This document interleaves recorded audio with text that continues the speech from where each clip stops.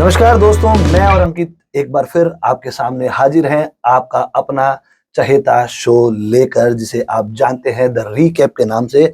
और the recap करने वाले हैं हम इस बार मार्केट के 9वें हफ्ते का। 2024 में स्टॉक मार्केट का 9वां हफ्ता कैसा रहा, एक एक दिन उसमें क्या क्या घटनाएं घटी, मार्केट ने कैसा रूप अख्तियार किया, Nifty, bank Nifty, small cap, mid cap, large cap, इन सभी ने अपने क्या क्या खेल और करतब आप सबको दिखाए, इनकी चर्चा करेंगे। यानी कि इन दिनों को रिव्यू करेंगे, इसका रीकैप दिखाएंगे आपको मैं और अंकित। दोस्तों, आपको बता देना चाहता हूं 26 फरवरी से शुरू हुआ ये हफ्ता 2 मार्च तक चला था। हालांकि आम हफ्तों में 5 कार्यकारी दिवस होते हैं, लेकिन इस बार 6 कार्यकारी दिवस वाला हफ्ता था। हाँ जी, इस बार फिर साल का दूसरा मौका था जब शनिवार को भी आम दिनों की तरह मार्केट खुला था। ये मार्केट क्यों खुला था, ये अंकित से जानेंगे। साथ ही हफ्ते के बारे में जानेंगे अंकित से। तो अंकित, मैं अगर आम सवाल करूं, जैसे हमेशा मैं शो के शुरुआत में करता हूं, ये हफ्ता भी मुझे कुछ खास काम करता हुआ नजर नहीं आया। हफ्ता सुस्त था, स्टॉक स्पेसिफिक भी सुस्ती थी। बिल्कुल। परंतु पिछले कुछ हफ्तों की भांति अगर मैं देखूं तो निफ्टी ने फिर इस बार ऑल टाइम हाई बनाए। तो जानेंगे आपसे कि ये घटनाएं क्यों हुई। तो शशांक जी, जैसा कि आपने पहले बोला कि इस बार 6 दिन कारोबार हुआ, तो शनिवार के दिन आपके पास में एक डिजास्टर रिकवरी साइट की टेस्टिंग के लिए ये सेशन यूज किया गया, जो कि पहले एक्चुअली 28 जनवरी को होने वाला था। बट उस दिन राम मंदिर के इनॉग्रेशन से एक दिन पहले उनने रेगुलर सेशन कर दिया और आज वो वापस टेस्टिंग हुई है। यानी कि शनिवार को वो टेस्टिंग हुई है। तो आ जाते हैं वापस हम कि जैसे आपने बताया, पूरे हफ्ते के अंदर निफ्टी के अंदर बहुत आपको नया हाई देखने को मिला। बट स्टार्टिंग के अंदर ऐसी पोजीशन नहीं थी, बहुत ही सुस्त सा मार्केट था। आपको एक बार क्रिटिकल लेवल्स के नीचे दर्शन भी हुए और उसके बाद में फिर वापस ऑल टाइम हाई देखने को मिला। 0.75% की तेजी देखने को मिली आपको निफ्टी के अंदर। बैंक निफ्टी के अंदर 1% की तेजी देखने को मिली पूरे वीक के अंदर। बट ये पूरी पिक्चर नहीं है। क्योंकि आपको लग रहा होगा कि निफ्टी, बैंक निफ्टी में तो काफी अच्छी तेजी हुई हो, तो मार्केट के अंदर भी काफी अच्छा मूवमेंट रहा होगा। बट ऐसा नहीं है। स्मॉल कैप, मिड कैप के अंदर हमें मामूली गिरावट, but as low as -0.2% in mid cap और -0.03% इन स्मॉल कैप। मतलब आप एक तरह से देखिए कि कुछ हुआ ही नहीं है, आपको इंडेक्स देख करके समझ में आएगा। साथ ही साथ जैसा कि मैं हमेशा सेक्टर्स की बात करता हूं, तो सेक्टर्स के अंदर कंज्यूमर ड्यूरेबल्स के अंदर हमें लगभग 3% की तेजी देखने को मिली। साथ ही साथ में प्राइवेट बैंक के अंदर 1% की तेजी देखने को मिली। और एक थीम जो इस बार हम डिस्कस नहीं कर पाए थे, जो कि मेटल की थी, उसके अंदर हमें 3.6% की तेजी देखने को मिली। तो इस तरह से ये सप्ताह रहा। बिल्कुल, ये इस तरह से सप्ताह रहा जिसका सारांश वीडियो के शुरू में ही अंकित ने आपको बता दिया। अगर मैं दिन ब दिन एक एक दिन की चर्चा करूं, 26 तारीख से चर्चा करूंगा। 26 फरवरी सोमवार का दिन था, पहला कार्यकारी दिवस था। मार्केट मुझे एक गैप डाउन के साथ ओपन होता हुआ नजर आया। बड़ा स्लगिश सा डे था और साथियों, उस दिन मार्केट में कोई भी खास मूवमेंट देखने को नहीं मिला। जानेंगे ऐसा क्यों हुआ। तो शशांक जी, जितना आपने कहा है उतना ही पर्याप्त है। बिल्कुल उतना ही स्लगिश था कि उस दिन के बारे में कुछ विशेष चर्चा करने के लिए है भी नहीं। आपने देखा, बस एक गैप डाउन ओपनिंग हुई और पूरा का पूरा मार्केट जो था वो वहीं पे आसपास काम करता रहा। ना तो आपको स्टॉक्स के अंदर तेजी देखने को मिली, ना गिरावट देखने को मिली, ना ही निफ्टी, बैंक निफ्टी के अंदर कोई मूवमेंट देखने को मिला। दोस्तों, सही कह रहे हैं अंकित। कई बार जब मंदी चलती है तो हमारे पास में पर्याप्त कारण नहीं होते उनको डिस्कस करने के लिए, क्योंकि सुस्ती अपने आप में कारोबारी सुस्ती ही होती है। अगर मैं अगले दिन की बात करूं, 27 फरवरी मंगलवार की बात करूं, मुझे निफ्टी में थोड़ा सा सुधार होते हुए नजर आया। उसको देखते देखते बैंक निफ्टी भी वापसी करने के मूड में थी, परंतु वो ऐसा करने में कामयाब नहीं हुई। जानेंगे अंकित से ऐसा क्यों रहा। तो बिल्कुल 27 तारीख को आपने देखा कि निफ्टी ने अपने नीचे वाले लेवल से वापस 1% की लगभग तेजी दिखाई उस दिन। बट बैंक निफ्टी ने भी कोशिश की थी, बैंक निफ्टी के अंदर वो मूवमेंट देखने को नहीं मिला। और मोटा मोटा एक रेंज के अंदर काफी टाइम से जो मैं बात कर रहा हूँ कि एक वो ऊपर वाली रेंज थी 19,000 20,000 टू 21,250 की निफ्टी के अंदर, जो कि पार नहीं हो पा रही एक्चुअली। तो उस लेवल्स के पार ना हो पाने के वजह से आपको एक रेंज बाउंड मूवमेंट पूरा आपको देखने को मिला था। माफ कीजिएगा, वैसे वो 22,250 था लेवल्स। कोई बात तो उसके अंदर आपको रेंज के अंदर बहुत जबरदस्त मूवमेंट देखने को मिला, और उस रेंज के ना तो इस पार ना उस पार जाते हुए आपको ये होते हुए देखा। बिल्कुल। तो 27 तारीख को ऐसा कुछ भी प्रतीत नहीं हुआ, सुस्ती दूसरे दिन भी जारी रही। मुझे तीसरे दिन भी सुस्ती ही नजर आई अंकित। मैं बात करूं कि मैं निफ्टी की बात करूं, बैंक निफ्टी की बात करूं, स्मॉल कैप मिड कैप की बात करूं, सब मुझे क्रिटिकल लेवल के आसपास गिरे हुए और घूमते हुए नजर आए। बहुत ज्यादा अच्छा प्रदर्शन नहीं रहा था। बिल्कुल, स्टॉक स्पेसिफिक अगर मैं बात करूं तो शशांक जी, कोई मूवमेंट नहीं था, रैदर नीचे की तरफ का मूवमेंट था। 3-4% small cap mid cap stocks के अंदर एक आम बात हो गई थी। निफ्टी और बैंक निफ्टी के अंदर भी काफी तेज गिरावट देखने को मिली, पर वो क्रिटिकल लेवल के आकर के आसपास में 21,900 के लेवल्स के आसपास में आकर के निफ्टी ने अपना सपोर्ट लेने की कोशिश करी, जो कि उसका एक मेजर लेवल भी है। तो 28 तारीख को मार्केट के अंदर वैसे तो मार्केट काफी मची हुई थी, बट ऊपरी तरफ नहीं, वो नीची तरफ था। जैसे कि मैंने कहा, पिछले 2 दिन से बहुत ज्यादा एक टाइट स्क्वीज हो रखा था मार्केट के अंदर। तो अब उस जगह पे दो ही ऑप्शंस बचते हैं, या तो आप ऊपर जाइए या नीचे जाइए। तो मार्केट ने नीचे का रास्ता चुना। मार्केट ने नीचे का रास्ता चुना, पर एक सस्टेन लेवल पे आके, क्योंकि अगर उसके नीचे जाता तो हमें 200-300 पॉइंट की और मंदी शायद दिखाई देती। पर डेफिनेटली मैं आगे बढ़ता हूं। 29 तारीख को मार्केट एक स्क्वीज लेवल पे था, पर वो स्क्वीज मुझे 29 तारीख को भी रिलीज होता हुआ नहीं नजर आया, क्योंकि निफ्टी और बैंक निफ्टी उन्हीं निचले लेवल्स के आसपास ही घूमते नजर आए, वो वहीं सस्टेन कर रहे थे। बिल्कुल आपने सही बोला शशांक जी। 29 तारीख को निफ्टी बैंक निफ्टी के अंदर आशंका थी कि एक गिरावट जो बढ़ने का दौर है, जो हमने 28 तारीख को देखा था, वो और प्रोलॉन्ग हो सकता है और सस्टेन कर सकता है। यानी कि हम निफ्टी के अंदर 200-300 पॉइंट की मंदी और देख सकते हैं। साथ ही साथ में स्मॉल कैप मिड कैप के अंदर हम वापस एक गिरावट का सिलसिला देख सकते थे, बट वैसा कुछ हुआ नहीं। वापस बुल्स ने कोशिश करी मार्केट नीचे न जाने देने के लिए, वो इतना पर्याप्त बाइंग कर रहे थे, पर उनकी क्षमता इतनी नहीं हो पा रही थी कि जो बेयर्स थे उनको वो डिफीट कर सके। और बेयर्स ने भी अच्छा खासा प्रेशर बना करके रखा निफ्टी बैंक निफ्टी और बाकी सारे स्टॉक्स पे। तो कहीं एक्चुअली जाते हुए नजर नहीं आया मार्केट, उसी एक दायरे के अंदर क्रिटिकल लेवल्स पे सपोर्ट लेता हुआ निफ्टी और बैंक निफ्टी प्रतीत हुए। 29 तारीख को मुझे ऐसा लग रहा था, जैसा कि साथी अंकित ने बताया, कि एक रस्सा कस्सी का खेल चल रहा है। बुलिश अपनी तरफ लेके जाते हैं और मंदड़िए अपनी तरफ लेके जा रहे हैं। इसके बीच में कहीं मार्केट झूल रहा है, और मोटा मोटा दोनों में से कोई भी मुझे वैसे कामयाब होते हुए नजर नहीं आए। पर क्या है अंकित, डर के आगे जीत है। 1 तारीख की बात करूं, 1 तारीख को निफ्टी और बैंक निफ्टी में एक शार्प सा रिवर्सल मुझे नजर आया। उस पर आप क्या कहेंगे? तो 1 तारीख को आपको शार्प रिवर्सल नजर आया। एक्चुअली उससे पहले मैं आपको बता दूं कि इंडिया के जीडीपी ग्रोथ के नंबर्स रिलीज हुए थे, जो कि 8.4% आए। मैं बता दूं वैसे दोस्तों, 8.4% से इंडिया की जीडीपी जो ग्रोथ हो रही है मंथ ऑन मंथ बेसिस पे, वो बहुत छोटा नंबर नहीं है। इंडिया की साइज की इकोनॉमी के अंदर बहुत जबरदस्त परफॉर्मेंस थी। बाकी सारे जो इकोनॉमिस्ट है वो भी आश्चर्यचकित है कि जहां पे वर्ल्ड मार्केट्स बहुत ही अंडर परफॉर्म कर रहे हैं, 2% 3% की जीडीपी ग्रोथ लाने में उनकी सांस फूल रही है, उसके अंदर इंडिया जैसी बड़ी कंट्री 8-8.5% की दर से ग्रो कर रही है। उसका नतीजा हमें निफ्टी बैंक निफ्टी में भी देखने को मिला, और निफ्टी ने वही क्रिटिकल लेवल से ऑल टाइम हाई का सफर तय किया। बैंक निफ्टी के अंदर भी 1200 पॉइंट की तेजी लगभग हमें उस दिन देखने को मिली। बैंक निफ्टी में 1200 पॉइंट की तेजी हमें देखने को मिली, ऑल टाइम हाई था। बिल्कुल आपने सही कहा अंकित, कोई भी देश की बढ़ती हुई अर्थव्यवस्था या गिरती हुई अर्थव्यवस्था ही उसके मार्केट को रिफ्लेक्ट करती है, उसके मार्केट पे अपना असर दिखाती है। और भारत की बढ़ती हुई जीडीपी ने वापस 1 तारीख को इंडाइसिस में एक अच्छा वाला रिवर्सल आपको दिखाया। 2 मार्च, जैसा कि हम डिस्कस कर चुके हैं वीडियो के शुरुआत में, कि 6 कारोबारी दिवस वाला ये हफ्ता रहा। शनिवार को स्पेशल सेशन रखा गया था डिजास्टर मैनेजमेंट साइट को टेस्ट करने के लिए, और उस दिन भी एक नया हाई निफ्टी ने बनाया। आप इसको कैसे डिस्क्राइब करेंगे? तो शशांक जी, निफ्टी ने वापस एक नया हाई बनाया। पिछले दिन जो अमेरिकन मार्केट्स थे उसके अंदर हमने एक नया हाई लगते हुए देखा। नैस्डैक ने पिछले 27 महीनों का हाई तोड़ करके एक नया हाई बनाया था।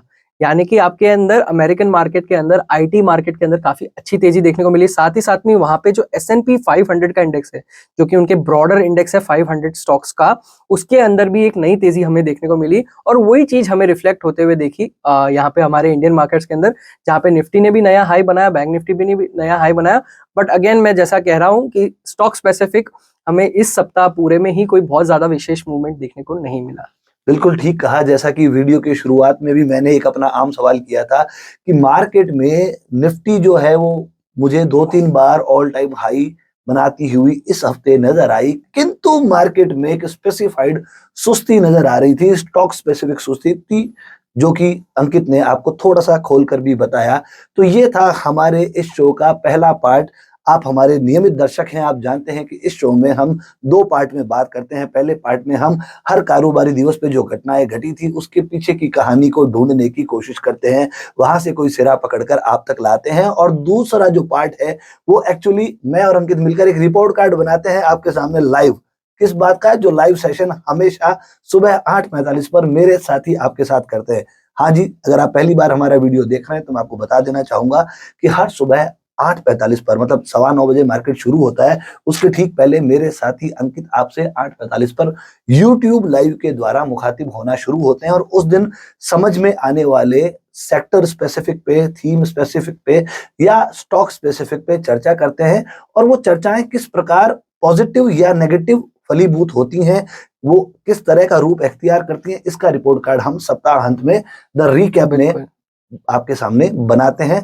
और 9वें हफ्ते के इस द रीकैप में अगर हम 9वें हफ्ते के अपने 8:45 के लाइव डिस्कशन का आपके सामने रिपोर्ट कार्ड बनाना शुरू करें, तो मैं अंकित को पूछूंगा, अंकित 26 तारीख को आपने 2 स्टॉक्स बताए थे जिसमें त्रिवेणी टरबाइन था और टाटा कंज्यूमर्स था। ये 2 स्टॉक्स थे। ये स्टॉक्स किस थीम पे आपने डिस्कस किए थे और कैसे फलीभूत हुए? तो देखिए शशांक जी, जैसा कि मैं आपको कह रहा था कि इस बार लार्ज कैप्स चले थे, तो ये मूवमेंट कहीं ना कहीं होता हुआ दिख रहा था, hence my pick Tata consumer. और जैसा कि मैंने लाइव में भी डिस्कस किया था कि आप कभी भी इन बड़े लार्ज कैप स्टॉक्स के अंदर बहुत जबरदस्त तेजी नहीं देख सकते, मतलब ऐसा नहीं देख सकते कि डबल डिजिट तेजी देखने को मिलेगी, जो कि हम पिछले बाकी 8 हफ्तों में लास्ट में डिस्कस कर रहे थे, जहां पे हमारे पास हर बार कोई स्टॉक ऐसा होता था जो डबल डिजिट या 20s के अंदर हमें परसेंटेज में टर्म्स में रिटर्न देता था। तो इस बार टाटा कंज्यूमर के अंदर हमें 4% की तेजी देखने को मिली। स्ट्रक्चर बहुत अच्छा था, लार्ज कैप कंपनी थी। जनरली मैं अवॉइड करता था लार्ज कैप कंपनीज, बट इस सप्ताह क्योंकि एक वो डर का माहौल भी था और एक स्लगिश एनवायरनमेंट भी था, तो उसको मैंने चूज किया। साथ ही साथ में त्रिवेणी टरबाइन के अंदर 12% की तेजी देखने को मिली। ये कुछ उन स्टॉक्स में से था जो कि मिड कैप स्मॉल कैप के अंदर एक आउट परफॉर्मेंस शो करने की ताकत रखा इस सप्ताह।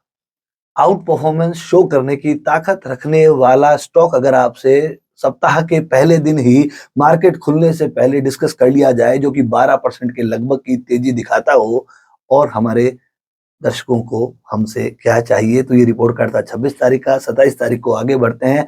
2 स्टॉक मुझे फिर याद आते हैं, आईएफबी और आरके फोर्जिंग। ये क्या थीम थी, क्यों आपने डिस्कस किया? तो देखिए शशांक जी, कैपिटल गुड्स की थीम थी, दोनों ही कैपिटल गुड्स के स्टॉक्स थे। कैपिटल गुड्स के अंदर काफी अच्छी तेजी देखने को मिल रही थी। एबीबी के रिजल्ट्स आए थे, उसके अंदर रिजल्ट्स का बहुत पॉजिटिव इंपैक्ट हमें देखने को मिला था। और साथ ही साथ में क्योंकि मैं generally small cap mid cap stocks पे बहुत ज्यादा पैनी नजर रखता हूं अपने दर्शकों के लिए, ताकि उनका कुछ एक डिसेंट रिटर्न बन सके, तो हमने आईएफबी और आरके फोर्जिंग दोनों ही डिस्कस किया था 27 तारीख को, जिसके अंदर 4% की तेजी देखने को मिली थी। बता दूं, वैसे ये 4% आपको सुनाई देने में काफी कम लग रहे होंगे, क्योंकि पिछले अगर आप वीडियोस देखेंगे तो हमारे जो बहुत मतलब क्या बोलते हैं 1 या 2 दिन पहले डिस्कस किए हुए स्टॉक्स होते थे, वो लगभग इस रेंज के अंदर बढ़ते थे। बट क्योंकि इस सप्ताह आपको काफी तेज गिरावट देखने को मिली थी, तो ये बहुत बड़ी आउट परफॉर्मेंस थी। सुस्त मार्केट में आउट परफॉर्मेंस देने वाले स्टॉक्स की आपसे चर्चा करी जाए और 4% के लगभग आपको अगर रिटर्न मिल रहा हो, तो इससे अच्छी बात हो नहीं सकती। आगे बढ़ूंगा, 28 तारीख की चर्चा करूंगा। चूंकि हम स्टॉक स्पेसिफिक भी बात करते हैं, ग्रुप स्पेसिफिक बात करते हैं, थीम स्पेसिफिक बात करते हैं, तो हम पिछले 2 हफ्ते से अडानी ग्रुप के बारे में बराबर चर्चा कर रहे हैं, हमारे वीकली लाइव सेशंस में भी और हमारे द रीकैप में भी। इस बार भी 28 तारीख को अडानी एंटरप्राइजेस डिस्कस किया गया था। जानेंगे कि वो उसका ऊंट किस करवट बैठा। तो अदानी के स्टॉक्स मैं पिछले 2 सप्ताह से डिस्कस कर रहा हूं, बट जिस तरह का मूवमेंट उसके अंदर आना चाहिए शशांक जी, वो उस तरह का मूवमेंट हमें देखने को मिला नहीं था। इसके अंदर हमें देखने को मिला था 28 तारीख के दिन अदानी के सारे स्टॉक्स जो थे वो काफी अच्छा चल रहे थे, पर बाद में जब गिरावट आई तो उस टाइम पे हमें वो वापस रेंज में आते हुए दिखे। इसके बावजूद भी अदानी एंटरप्राइजेस का जो स्टॉक है, जो कि एक लार्ज कैप कंपनी है, जो कि हमारी इस सप्ताह थीम भी एक्चुअली निकल करके आएगी, लार्ज कैप स्टॉक्स के अंदर काफी अच्छा करंट था, तो उसके अंदर हमें 2% की तेजी देखने को मिली। उसके अंदर 2% की तेजी आपको जरूर देखने को मिली थी अडानी एंटरप्राइजेस जब हमने डिस्कस किया था। और कई बार अंकित क्या होता है कि मैं भी ये गौर कर रहा हूं कि काफी हफ्तों से हम जब स्मॉल कैप और मिड कैप पे नजर बना रहे हैं, हमने लार्ज कैप पे बहुत ज्यादा नजर नहीं डाली थी, बिल्कुल। पर मार्केट आपको अपनी हकीकत याद दिला देता है कि लार्ज कैप भी मार्केट में एक अच्छा खासा दबदबा रखता है और उसको देखना जरूरी है। और आप भी देख पाए होंगे अगर आप लाइव में बने थे हमारे साथ, और अगर ये चर्चा आप कंटिन्यू सुन रहे हैं, तो अंकित इस बार लार्ज कैप के स्टॉक्स भी आपको निकाल के दे रहा है। चाहे हम टाटा कंज्यूमर की बात करें, आईएफबी की बात करें, अडानी एंटरप्राइजेस की बात करें। 29 तारीख को बढ़ूंगा और 29 तारीख में बात करूंगा, क्योंकि ये एक ऐसा दिन था, शायद जब से हम ये वीडियो बना रहे हैं द रीकैप, या सब जब से 2024 चालू हुआ है पिछले 9 हफ्ते में, ये पहला ऐसा दिन था जब मुझे कोई भी डिस्कस किए हुए स्टॉक फलीभूत होते हुए या अपने बताए हुए लेवल्स के आसपास नजर नहीं आए। और ऐसे 2 स्टॉक आपने बताए थे जो उस समय तो मुझे लेवल्स के आसपास नजर नहीं आए। ऐसा क्यों हुआ और आगे क्या रहेगा, दोनों जानना चाहूंगा। तो 29 तारीख को जैसा कि मैंने बताया था Shashank ji, Nifty bank Nifty सारे ही क्रिटिकल लेवल्स पे थे। एक डर का माहौल था पूरे मार्केट के अंदर। सेटअप्स जो थे वो पिछले दिन बिगड़ चुके थे, बहुत सारे सेटअप्स बिगड़ चुके थे और 29 तारीख को मार्केट ने एक ब्रीदर लेने की कोशिश करी थी। हमने एक्चुअली 2 स्टॉक्स डिस्कस करे थे, मुझे अच्छे से याद है, सोलर इंडस्ट्रीज हमने डिस्कस किया था और साथ ही साथ काइंस टेक्नोलॉजी डिस्कस किया था। बट दोनों ही जो हमारे डिस्कस्ड लेवल्स थे उसके पार कभी गए नहीं, तो वो लेवल्स कभी ट्रिगर हुए नहीं। अच्छा, 2 स्टॉक्स मैंने पहली बार इतने कम स्टॉक्स डिस्कस किए किसी भी दिन के अंदर, क्योंकि मार्केट का स्ट्रक्चर और माहौल ही ऐसा बना हुआ था कि उस दिन कुछ न करना अपने आप में बहुत बड़ी समझदारी थी। तो आगे आने वाले टाइम के अंदर कई बार हमें ये भी देखना पड़ेगा कि कई बार कुछ न करना मार्केट के अंदर भी कितनी बड़ी समझदारी है, कितना बड़ा खेल है। ठीक कहा मेरे दोस्त अंकित ने कि कुछ ना करना भी एक समझदारी है। हमें याद आता है वो एडवर्टाइजमेंट जिसमें कहा जाता है कि दाग अच्छे हैं। ठीक इसी प्रकार मेरे अंकित हमेशा लोगों को ये बताते हैं कि कई बार स्लगिश मार्केट में कुछ ना करना आपकी कैपिटल के लिए ज्यादा हितकारी है, क्योंकि अगर आपकी कैपिटल प्रोटेक्ट रहेगी तभी वो आगे अप्रिशिएट हो पाएगी। अगर किसी भी गलती से हमने अपनी कैपिटल को डेप्रिशिएट कर लिया तो हम एक अच्छे अवसर से चूक जाएंगे। आगे बढ़ता हूं, 1 मार्च पे बात करता हूं। स्टॉक स्पेसिफिक मुझे ज्वेलरी सेगमेंट याद आता है, क्योंकि आपने बात करी कई सारे सेगमेंट पे, फार्मा पे आपने बात करी थी, डिफेंस पे आपने बात करी थी, अडानी पे आपने बात करी थी। अभी मैं देखता हूं कि थोड़ा थोड़ा आपका फोकस जो है वो ज्वेलरी सेगमेंट की तरफ बढ़ रहा है। तो कल्याण ज्वेलर्स आपने डिस्कस किया था, उसके साथ ही आपने भेल भी डिस्कस किया था। इन दोनों पे चर्चा करेंगे अंकित के साथ। तो अगर शशांक जी, जैसा आपने सही बोला कि अगर आप पहले की थीम्स उठा करके देखेंगे तो हमने डिफेंस की बात करी है, फार्मा की बात करी है, फिर हमने रेलवेज में जब मूवमेंट था, पीएसयूज में जब मूवमेंट था, हमने वो सारी बात करी। इस सप्ताह अगर मैं कोई एक सेक्टर ढंग से अगर देखूंगा, जो कि मेरे स्टॉक्स के रिपोर्ट कार्ड में भी नजर आ रहा है, वो कैपिटल गुड्स का स्टॉक है। तो जैसे कि हमने भेल के अंदर बात करी थी, उसके अंदर हमें 3% की तेजी देखने को मिली और साथ ही साथ में कल्याण ज्वेलर्स, जो कि ज्वेलरी स्पेस से है, ज्वेलरी स्पेस के सारे स्टॉक्स बहुत ही बेहतरीन स्ट्रक्चर बनाए हुए थे। तो वापस मैंने उस थीम को अपनी स्टडी के अंदर रिवाइव किया और वहां पे हमें 3% की तेजी देखने को मिली। बता दूं दर्शकों को और आपको भी शशांक जी कि हमने इस जगह पर मेटल के अंदर, जो कि मैंने पहले भी डिस्कस किया था कि मेटल के अंदर हमें काफी अच्छी तेजी देखने को मिली थी। टाटा स्टील के अंदर 9% सेल, टाटा स्टील के अंदर 9% या 6% था और सेल के अंदर 9% की लगभग तेजी हमें देखने को मिली थी और वो हम डिस्कस नहीं कर पाए थे दर्शकों के साथ में, तो वो हमारे साथ रह गया था। बट कैपिटल गुड्स की थीम के अंदर हमें काफी अच्छा इम्पैक्ट आते हुए देखा। बिल्कुल, कैपिटल गुड्स की थीम में और ज्वेलरी के सेगमेंट में हमें एक तेजी बरकरार दिखाई दे रही थी, और साथ ही अंकित ने उसमें से कुछ चुनिंदा पिक्स आपके लिए डिस्कस करी थी हमारे लाइव सेशन में 1 मार्च को।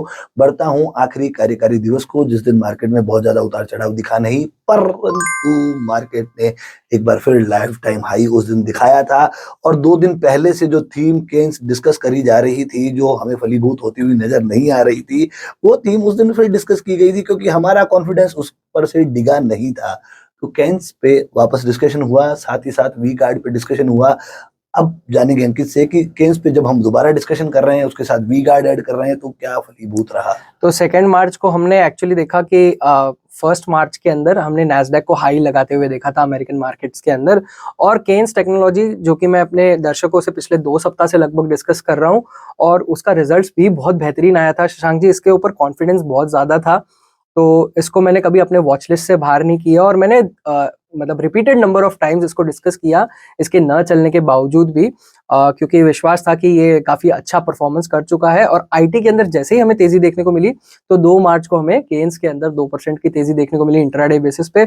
और जैसा कि मैंने कहा कैपिटल गुड्स की पूरी थीम चल रही थी इस सप्ताह, तो वी गार्ड के अंदर भी 1% की तेजी देखने को मिली। और पूरा जो अगर सेक्टर में ढंग से बात करूं तो इस सप्ताह मेटल और कैपिटल गुड्स के अंदर बहुत जबरदस्त तेजी देखने को मिली थी। हम कैपिटल गुड्स को पकड़ पाए थे बहुत अच्छी तरीके से, मेटल्स हमारे से लास्ट में रह गया। कोई बात नहीं, कई बार कुछ छूट जाना भी हमारे लिए अच्छा होता है, परंतु हमारी जो रिसर्च है उसकी ताकत हमारा विश्वास है। हमारा विश्वास था, इसीलिए एक स्टॉक को हम 3 दिन से डिस्कस कर रहे थे। हालांकि पहले 2 दिन हमारे बताए हुए लेवल्स के आसपास वो नहीं पहुंचा, परंतु 2% की तेजी दिखाते हुए इस हफ्ते वो बंद हुआ। तो आप भी विश्वास बनाए रखिए हमारी रिसर्च के अंदर और जुड़िए हमसे रोज सुबह 8:45 पर, जब मेरे साथी अंकित मार्केट खुलने के एडवांस में ही पहले ही आपसे अच्छी खासी डिस्कशन करते हैं और आपको एक शानदार वाली इंसाइट मिलती है कि आज के कारोबारी दिवस में आपको अपना हार्ड अर्न्ड पैसा कैसे इन्वेस्ट करना है, आपको किस तरह से आज के मार्केट में काम करना है। तो दोस्तों, फिर आपसे निवेदन रहेगा कि आप द रीकैप देखें ताकि आपको पूरे हफ्ते की डिटेल्ड चर्चा पता चले। उसके साथ रोज सुबह अंकित के साथ लाइव जुड़ें। आप 8:45 पे हमसे लाइव जुड़ें ताकि आपको एक अच्छी इंसाइट मिले। ये दोनों चीजें हम आप तक बहुत ही मेहनत से लेकर आ रहे हैं। अगर आपको हमारे वीडियोस पसंद आते हैं तो प्लीज आप हमारे चैनल को सब्सक्राइब जरूर करें। अगर आपको हमारे वीडियोस पसंद आ रहे हैं तो हमारे सारे वीडियोस को लाइक्स भी करें। अगर आपको हमारे वीडियोस पसंद आ रहे हैं तो प्लीज अपने दोस्तों के साथ, रिश्तेदारों के साथ और जानकारों के साथ इन्हें शेयर करना भी ना भूलें, क्योंकि अगर आपका प्यार हमें लगातार मिलता रहेगा तो हमें भी एक मोटिवेशन मिलेगा और हम आप तक नई चर्चाएं, नया ज्ञान, नई चीजें लेकर आने में सक्षम हो पाएंगे। अगले रिकैप में 10वें हफ्ते के रिकैप में मैं और अंकित आपसे फिर मुखातिब होंगे। तब तक आप सभी का हार्दिक धन्यवाद। जय जय हिंद। हिंद।